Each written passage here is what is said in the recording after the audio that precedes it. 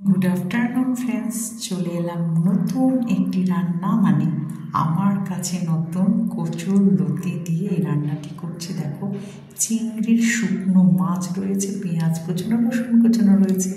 লতিগুলোকে কেটে ধুয়ে একটু নুন দিয়ে জলটা ফেলে দিয়েছিলাম। এখন কিন্তু এই রান্নাটি আমি যে করছি এটা আমার জীবনের নতুন প্রথম রান্না, যা কি হচ্ছে যে শুটকি মাছ দিয়ে আমি কচুর লতি প্রথম রান্না করছি, চিংড়ি শুটকি মাছ দিয়ে। তো চলো, চিংড়ি মাছগুলোকেও কিন্তু আমি ধুয়ে নুন দিয়ে ফুটিয়ে রেখেছিলাম।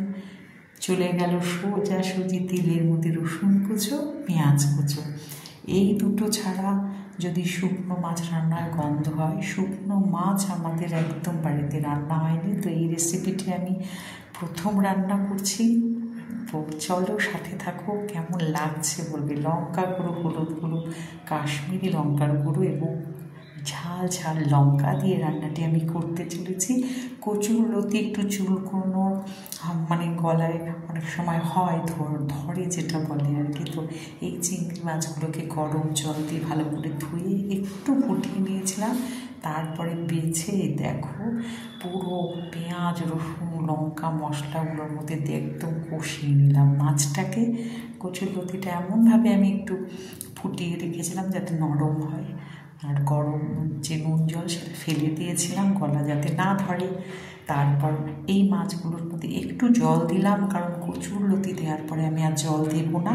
তাই মাছগুলো আর মশলা কষার মধ্যে অল্প পরিমাণ জল দিয়ে মাছটাকে একটু নরম করে নিচ্ছি। বন্ধুরা, দেখতে পাচ্ছ হয়ে এসছে। যারা এই রান্নাটি অনেক করেছে, অনেক খেয়েছে, তারা সবাই জানো, কিন্তু আমার হাতে রান্না করা এটা প্রথম শুকনো মাছের রান্না।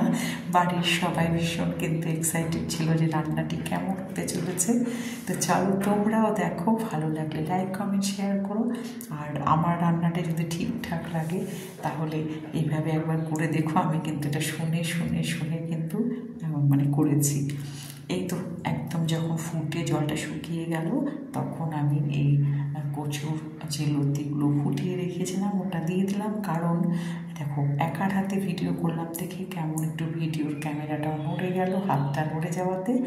আর কচুর লতির মধ্যে কিন্তু জল দিয়ে রান্না করতে নেই, শুকনো শুকনো করতে হয়। একটু ঝাল তেল মশলা একটু বেশি দিতে হয়, কারণ কচুটা অনেক সময় গলায় ধরে। আর যেহেতু বৃষ্টি পড়ছে আর কচুর লতিটা মাটির একদম নিচে থাকে, তো সেই জন্য অনেক সময় ওপরেও দেখা যায় তো জল জল ভাবে, কিন্তু গলাটা আরও বেশি ধরে। এখন আমি নেড়ে চেড়ে একটু শুকনো করে ঝাল মিষ্টি দেখে নামিয়ে নিলাম। দেখতেই পাচ্ছ শুকনো রান্না হয়েছে। কেমন লাগলো রেসিপিটি অবশ্যই জানিও, ভালো লাগবে অবশ্যই পাশে থেকো।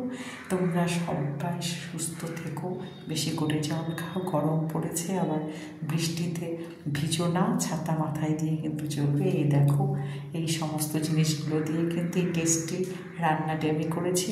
নামে মাত্র মশলা, আর খেতেও কিন্তু অনেক বেশি স্বাদের হবে। করে দেখো এইভাবে। আর আমি তো আজ প্রথম খাবো, প্রথম রান্না। কেমন হলো আমার বাড়ির লোকরা নিশ্চয়ই খেয়ে বলবে, তবে এটা খুব স্বাদের হয়। সবাই ভালো থেকো, টাটা।